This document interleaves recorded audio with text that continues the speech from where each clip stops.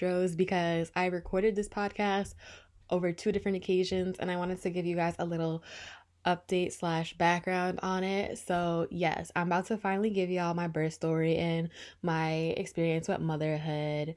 And I'm not gonna lie, it is definitely a little bit all over the place, and hence why I named the episode Please Excuse My Dear Mom Brain. It's a play on Please Excuse My Dear Aunt Sally. If you know about that, you know, you're educated or whatever. So yeah, I hope that despite my scattered mom brain, that y'all can still get some gems from this and hear my story. And I look forward to recording more episodes of the podcast, y'all. Thank you for your patience and your support. So without further ado, Hey here everyone, goes. welcome to another episode of Get Up 10. This is your host Ginger, and I'm super excited to continue on this podcast journey with you guys. You know what I heard the other day? I heard that the average podcast is only like 10 episodes and then people quit or something like that. And you know what? I got more than 10 episodes, so I guess I'm doing pretty good. But I wanted to do my podcast on motherhood, which I had put out there that I was going to do a while ago, but it's motherhood, so I haven't gotten around to it yet. But I have baby girl on my chest right now, and she's pretty calm, so hopefully we can get this done. And I had notes for this episode, but that was when I first tried to record this episode like weeks ago. I'm not really sure where those notes are anymore, so I'm just going to go off the top of my head, and I hope that you guys enjoy this and learn from this, and I'm just going to trust and believe that everything that needs to be said will be said, and if I don't say it, it wasn't for this episode. So, yes, I have been a mom for almost 3 months now, and it has been a lot. I wanted to say incredible, but I don't know. Like, it has been incredible, but it's also been hard, but it's also completely worth it. It's just every single emotion you can imagine, like, packaged into one. So, I will start with my birth story, I guess. So, the last couple of weeks leading up to her birth were crazy because I went to the doctor and they thought that there's just so many things. Like, I was emotional when I went to the doctor, so therefore my blood pressure was a little high. And so when they saw that, and then just, I guess, some of like my urine results at the time, because I don't think I had eaten this particular day, so my urine looked a little funky, so they just like assumed that I had preeclampsia. And then when they did the ultrasound, she was looking small, so but at the same time, like, her umbilical cord was looking good and her fluid was looking good on the inside, so they just thought that she was small and possibly not getting all of the nutrients that she needed on the inside. So given all those circumstances that they thought were happening, notice I said thought, because nobody knows what's going on inside the womb but God.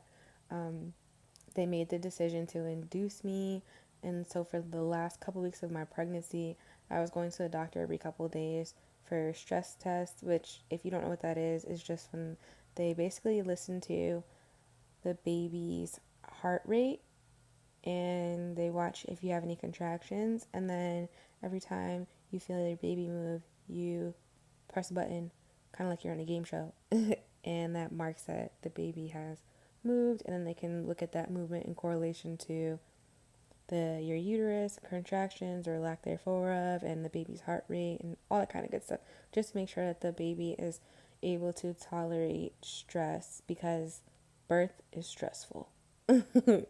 So we were doing that, and then I got some extra ultrasounds of her, which is always fun because it's always fun to see your baby, pictures of your baby before they come out. So I had like all that going on, but it all just ended up well. Like, it was so crazy. God used the ultrasound technician to speak to me, like, she just spoke words over me and my child, and that was just incredible. Like, I knew from the moment that I walked into my OB/GYN that I liked the place, but now looking back, I know that it was more than just me liking it. Like, I really feel like God's hand was on my life, even just by being there. And that was just evident in the end when I would get ultrasounds to worship music and be told that I'm not alone in the season where I needed it the most.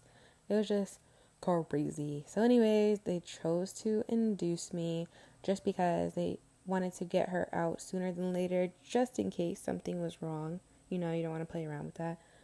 So, she came out at 37 weeks and 5 days, 4 days. I don't really remember anymore. But yeah, so before I went to the hospital, I was like running errands that morning. You know, it was just crazy. That realization of like my life is never about to be the same again. I'm going into this hospital with my husband together, and we're coming out with another person. Like, it's just surreal. So I was running errands, and then we were supposed to like nap and then go into the hospital in the afternoon, but how can you nap when you're about to have a baby? So I definitely was not about to do that. I was just hype. I was all over the place. I was probably doing too much. Whatever. Anyways, so then we're like planning, I'm packing. I waited mad long to pack my hospital bag. I waited till like the week before my induction, or maybe a few days. I don't know. I even kept forgetting about it. Whatever. Don't be like me. I had to check my baby because she's sleeping. Anyways, okay. Back to the story. So, yeah. I got my hospital bag packed. And you know, after the hospital bag is packed, it's all about priorities. So you already know next we was planning what food we're gonna get, what snacks we're gonna get. So I'm not gonna lie, y'all. My induction was scheduled for 3 o'clock, I think. Yeah, 3 o'clock. And I was definitely in Chipotle at 3 o'clock. But I mean, it was across the street, and we were just running behind because my husband decided he wanted to play video games up until the last minute and then take a shower and then pack his bag. I don't know. Anyways, I can't explain these men. So yeah, and then we went to the store because we had to load up on sweet tea and chips, and I don't even remember. And after the store, we went to Chipotle, and then I casually strolled into the hospital, like, "Hi, I'm here for an induction," with my bag of Chipotle. And then the labor and delivery unit was pretty empty, so we got to pick what room we wanted, and so we did. And then we got into the room, and they took my license, like my identification for my insurance and everything. And then nothing happened for like an hour or two. I'm not even lying. Like, we were just eating Chipotle. My husband fell asleep. I was probably on Facebook or something. I don't know. Nothing happened. And then my nurse came in and she was like, "Oh, they didn't come in yet?" And I was like, no. But you know, I'm also a nurse, so I know how it goes. And um, labor and delivery is like all or nothing. Like, either nothing is happening or everything is happening. So, you know, it is what it is. So I stuffed my face with Chipotle. I'm chilling, waiting on my midwife. They come in. They're like, "Yeah, I think I was 1 centimeter dilated." So that means my body was preparing for labor, but not actually actively ready for labor like that, you know? So because of that, they decided to use a balloon catheter. I don't know. The idea is, okay, in layman's terms, they used let's just say a water balloon to help my cervix to open up. So they did that at first, and this is TMI, but also this is what you guys want to hear. So I'm gonna keep it real with you guys. In high school, when I got my period, it used to be really bad. Like, I would get cramps and nausea, and it was bad. And my body like went back to that. So when they started inducing me by that means, by the balloon, my body went back to high school, and I just started throwing up. So yep, that Chipotle all came back up. It was not pretty. And me, like before I came into the hospital, I had my little birth plan and I didn't want to take any medication at all. I was determined to do it all natural, other than the Pitocin that they were going to give me to induce, of course, because that's required. But other than that, I didn't want any medication. But I just kept throwing up and throwing up and throwing up. And my nurse felt bad. So she was like, hey, do you want some nausea medication? Because we don't want you to keep throwing up like this. And so I was like, all right. So I took the nausea medication. And you know what? It's crazy because when I got to the hospital, I was like, so can I order dinner for later or nah? Because I was just completely naive to like what my body was about to go through. Yeah, so I never ordered that dinner tray. It wouldn't have lasted anyways. So they gave me medicine for nausea, and then they kind of like let me chill again because they thought that I was going to order that dinner tray. And so they were giving me time to do that. But when I told them that that wasn't happening, that's when they were like, all right. So then they hooked up my IV to the Pitocin, which is the medication that, well, it's a hormone that your body makes naturally. So they kind of just, they have a obviously not natural version that they give to you to, it sets off the whole chain of events to induce labor, if you don't know. So they started my Pitocin, and they started off real slow, and then they just keep increasing it and increasing it and increasing it. So they started my Pitocin at 8 o'clock at night, and it wasn't bad at first. I did a little bit of labor preparation, but barely anything. So when those contractions hit, it wasn't that bad at first because, I'd like to think I have a high pain tolerance and I'm a tough cookie and all that. I was always a student athlete. I've always had a high pain tolerance. Like, at least this is what I'm told. So I had like some type of faith in myself. So the contractions would come and I would go through it. And then I would say, I don't even remember the complete timeline because it's been a little bit. But yeah, they started my Pitocin at 8. And then the contractions started getting more stronger and more frequent. But I was determined to push through. So then as the night went on, I think around 3 o'clock in the morning. I feel like something happened at midnight, but I literally can't remember. So I know for a fact that at 3 o'clock in the morning, my water broke. And it was such an interesting feeling because when you have like gas going through your body, I felt like I had one strong, forceful gas go off in me. But then I felt like the gushing, because at first I was like, oh dang, I got some gas. But then when I felt the gushing, I was like, oh, that wasn't gas. That was your water breaking. And so it was kind of just like, yeah, like a balloon popped and all this water came out.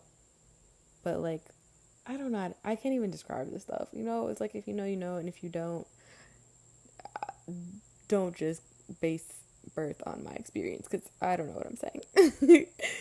But yeah, so my water broke spontaneously at 3 o'clock in the morning. And then my contractions started to get really bad. But I would just I was taking all of my tension out on the bed. My husband was pretty much asleep the whole entire time. Until the end. And so I wasn't bothering him for the contractions at first. I was just like squeezing the heck out of the hospital bed. And then the contractions started to get really bad, and I did not want, although I wanted to do birth as naturally as possible because that's what my body was created to do, I realized that there's no sense in suffering unnecessarily. So I let them give me some pain medication. It was an IV pain medication, not like anything hardcore like an epidural. And honestly, I don't even think that made the pain better. I just feel like it made me super drowsy because my pain was bad. And then at some point, I was like, waking up my husband. I would like slap him awake and then like let him know the contraction's going on. He's like in and out of sleep, poor thing. So then I realized like me like waking up my husband violently because I'm going through a contraction is not helping anything. So then I went back to kind of just dealing with them. by myself while he slept. And then it got to the point where I was just so drowsy from the pain medication, and then the contractions were happening so frequently, and I was like in and out of it mentally. I don't know if it's because I was so tired or the medication or both, whatever. So at that point, I didn't know if the last contraction was ending or the next one was starting, because that's how frequent things were starting to happen. And I just knew that the pain was getting to a point where I couldn't handle it anymore. So like I said, no point in suffering. So I was about to tap out, like get me that epidural. It's like 7 o'clock in the morning at this point. So almost 12 hours. And I was like, I don't know how much longer I'm going to have to go through this for. But if it's going to be longer, like just give me the epidural. But if you know anything about the medical world, 7 a.m. is shift change time. So I requested the epidural with the night nurse before she went home. And then because of how things happen, when the anesthesiologist for the day came on, he chose to go to the OR instead of to me. So I was still there like suffering. I was just at that point where it's like, I'm not going to make it. I can't do this anymore. Everything hurts. There was no comfortable position. I could barely hold myself up. Like it was just too much. So then my midwife comes in and she was like, all right, you're going to have to stay still for us to get this epidural. And I was just like, I can't. I was so embarrassed. I thought I was going to die. Like it was, oh my gosh. Anyways, so she was like, all right, let me check and see if where the baby's head is at. So she checked to see how dilated I was. Because depending on, where things are at, we could make some decisions. So she checked my cervix and the baby's head was there. And at that moment, it was like that feeling. I don't know if you guys are runners, but like when you get to that last straightaway or you're about to end your marathon or whatever, like that runner's high, I got that. Like all of a sudden, like I'm not going to say all the pain was gone. Actually, I'm not going to lie. Like it felt like my pain kind of disappeared and I was just able to take all my mental energy and focus into pushing my baby girl out because I knew she was a little baby. So I figured it wouldn't take too long. And that's kind of how it went. Like I think I pushed her out. I forgot the exact time. I want to say 9 minutes. I don't know. It only took me a couple minutes to push her out because I put everything into those pushes. And apparently it takes first time moms like hours of pushing, but it did not take me that because I need to get that girl out. And that's what happened. Like I pushed her out and then they put her on my chest. We delayed the cord clamping a little bit and I did not cry. She cried though, and I was so relieved to hear that. And then I just sang worship music over her. I forgot the name of the song, but it says, "It's your breath in our lungs, so we pour out our praise." And I just felt like that was the appropriate song to sing because my baby girl has breath in her lungs, and that's all because of God. So I had to give all the praise and credit and glory where it is due. So yeah, that's kind of how it went down. And then she came out 5 pounds, 14 ounces. My goal was to get her to 6 pounds once I found out they were going to induce me. But, I was just shy of that. So no complaints on my end. And I had no expectations for my child as far as how they were going to look. I was just like happy to have a human. So when she came out so cute, I was like, I still to this day, I'm just like, God, like you didn't have to do it like this. Like you really hooked it up. My daughter's beautiful. And like every time we go to anywhere, everybody's like, oh, she's so cute. She's so beautiful. And you can tell like they're not just saying it to say it. Like she literally is adorable. Yeah, so that's my birth story.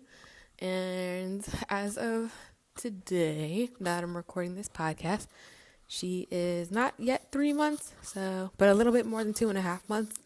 So I've been doing this motherhood thing for a couple weeks now.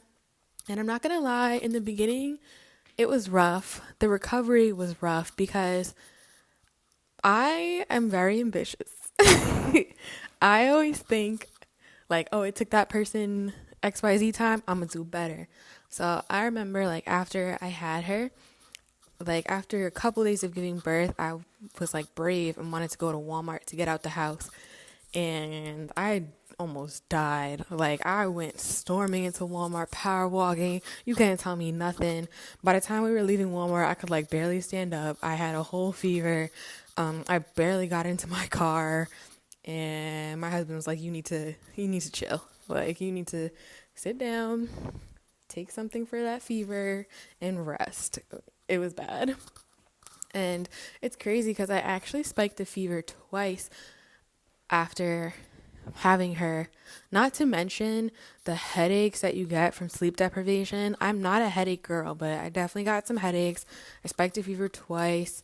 I don't know what was going on with my throat, but like, yeah, it wasn't coronavirus, but like, I think the air condition or lack thereof. Actually, no, I didn't even have air conditioning in my house because it broke. We had fans and my house was just super humid. And I think that air irritated my throat. So on top of trying to recover from giving birth, I had this whole cough going on and it was just terrible. And then technically, like I could have gone to an ER or a doctor with the symptoms I was displaying after giving birth, but I didn't want to because of COVID. Like, and then as a nurse, you kind of know like, oh, they're just gonna take my vitals and give me some Tylenol and whatever. So what am I gonna go expose myself, leave my child for when I can do that at home? But it was embarrassing. Even when I did my first follow-up visit, which was more of a mental health check-in, I didn't even want to tell them that I had fevers twice, 2 isolated incidents, nothing crazy, because of COVID, which is so sad. I know a lot of people feel the same way about seeking medical care these days. Like they'd just rather not than put themselves at risk. But yeah, nobody prepared me for how rough the recovery would be. I mean, on the bright side, like since I gave birth vaginally and I didn't have an epidural or anything, I was up and walking pretty soon after giving birth, and it got better and better like every time I would go to get up. And what else? Oh yeah, and then I'm breastfeeding, so I lost 20 pounds in like 2 weeks after I had her, which was pretty cool. Although I got super skinny and I was like in my head about that because I like to be fit. But I don't know, like I just feel so fulfilled as a mother. Like I wanted this baby so bad, and now that she's here, like of course naturally, like yes, sometimes I'm so super exhausted. I remember like when my daughter was a couple days old, I was so tired and my mom was like literally holding her up to my boob to feed her and I was asleep. But yeah, there's those moments. But overall, like it is my honor and pleasure to be her mother and to wake up at 3 o'clock in the morning when she's crying and like pick her up and just to watch her grow every day and progress and talk and smile. She doesn't know how to laugh yet when she's awake. Like she'll laugh in her sleep, but she doesn't quite know how to do it when she's awake yet. But I was thinking, like, what does that tell us about the importance of laughter, that she knows to do it subconsciously? Let that marinate in your spirit. Just think about that. Yeah. And then I feel like, I don't know, like when I would go for my doctor's visits after she was born, everybody's like, wow, like you're doing great. And I'm thinking like, oh, thanks. Like I'm just being a mom. And I guess not everybody has as good of a transition to motherhood as I did.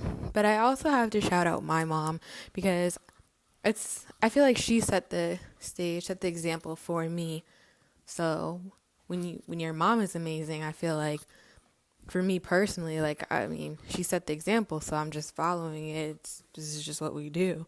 It just comes natural, And then I know that there's levels to motherhood. And I feel like this is level 1. So I've been handling the eating, the sleeping, and the pooping. And I know the difference between all of her cries so far. So I feel like I'm doing pretty good. Level 1. Yeah. There's so many, you definitely do. It is an eye-opener. You do learn so much through motherhood. Like, there are certain things that my parents did for me or to me, however you want to think about it, that as a child, I didn't understand it. It frustrated me. But now that I'm a parent, I understand it, and I have more grace or forgiveness towards my parents because I get it now. I could have never gotten it as a child, but as a parent, I do. And let me tell you, parenthood definitely tests your patience. I never consider myself a patient person, but I think my daughter and every other human being deserves patience. But if I have to give patience to anybody, it's definitely my daughter. It's just a whole new experience. Like, you're gonna fail, like, you're gonna make mistakes, but you learn quick because you don't want to make the same mistakes over and over. Let me tell you that. And it's just simple things like, what do I pack in the baby bag? Or that mistake of not getting the next diaper ready to go when you're changing her, and then you have a mess. Like, little things like that. And I don't know, as I look at my daughter, I just wonder about how God sees us as his children. It's just such a beautiful new perspective that you gain when you become a parent. So I hope that gives you guys a little bit of insight. Oh yeah, also, let me tell you, there is no planning, scheduling, whatever. Like, everything about my life runs on my daughter's timeline now. Like, I'll be ready to go, and she'll be like, nope, I'm hungry. And the next thing I know, half an hour later, like, here we are. But I'm working on it for the important things. Because one time I was late to the doctor, and then it added on a whole nother hour to our visit. So, learned that lesson quick. Never late to the doctor again. But, yeah. Every day is something new. I love every day, every morning, even if I'm tired and not ready to wake up. My daughter is so freaking happy in the morning that it makes it easier to get out of bed. Like, she just has this crazy smile. Like, she's always happy to see me in the morning. She's a little night owl. So she be trying it at 1 a.m. and I'm like, nah, sis, go to bed. But by the time the morning comes around, she's up and she's happy. And that's it for me. Like, it's a smile for me, you know? Like, as long as I see that smile in the morning, life is good. I'm blessed. No complaints. So, sorry for the delay, y'all. Thanks for the patience. That is my birth story, and I can't wait to get back to recording more episodes of Get Up 10, more interviews, more life lessons on my end. And let me tell you, y'all, your girl's going through it right now, so I'm definitely about to have some fire episodes on life lessons coming up for you guys. But yeah, if there's anything else specific you guys want to hear about, definitely hit me up and let me know. Thanks for listening to this episode, bearing with me, because I definitely recorded this episode over like 2 different days because, like I said, my life is on her timeline now. So yeah, I hope you guys have an amazing week.